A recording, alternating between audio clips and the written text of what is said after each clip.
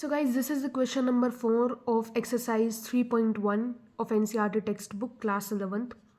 The question says find the degree measure of angle subtended at the center of a circle of radius 100 centimeter by arc at the center of length 22 centimeter. सो यार जितनी भी given condition है पहले आप वो लिख लीजिए.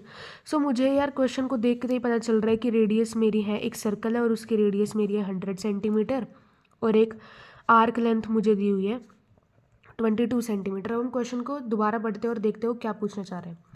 सो find the degree measure, हमें यानी कि कोई भी चीज़ निकालनी है वो डिग्री में निकालनी है. ऑफ एंगल, कोई हमें एक एंगल निकालना है.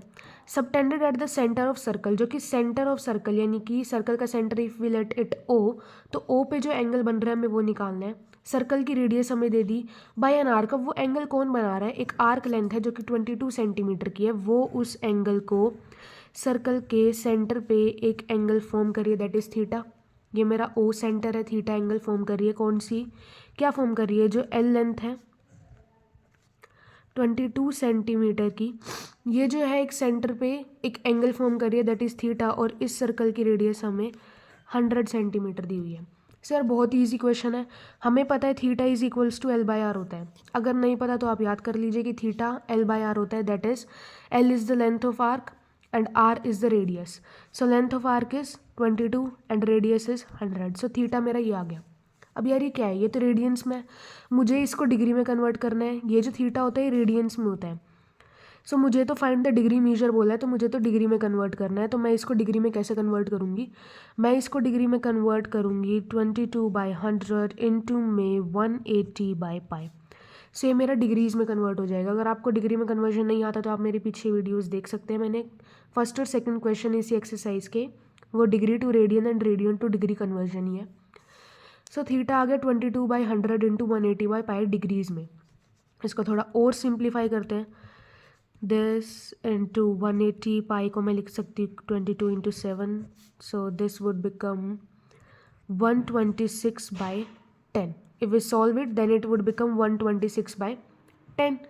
ओके अब ये मेरी डिग्रीज आ रही है. यार कुछ मज़ा सा नहीं आ रहा है इस डिग्री में भी, क्योंकि हम तो जनरली डिग्री को कैसे देखते हैं, मतलब फ्रैक्शन में हमारी डिग्रीज होती नहीं है और ना हमें छोड़नी होती है.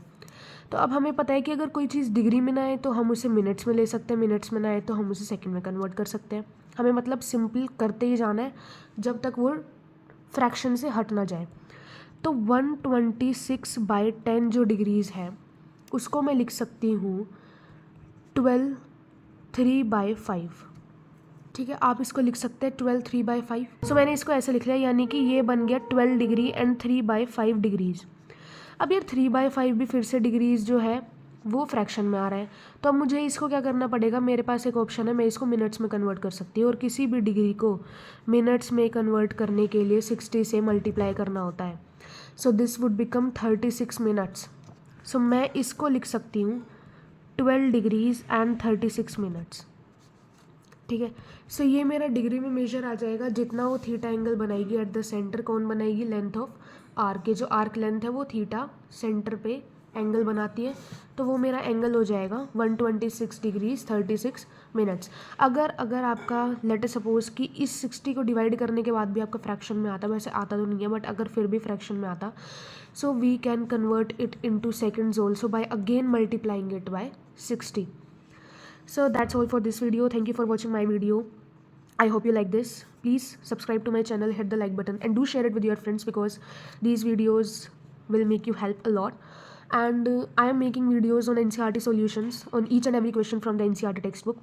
सो अगर आपको हेल्प चाहिए तो आप मेरे चैनल से सब्सक्राइब कर सकते हैं. बेल आइकन को प्रेस करना ना भूलेंगे ताकि मैं जितने भी नई वीडियोस डालूँ आपके पास वो तुरंत उसकी नोटिफिकेशन आ जाए. तो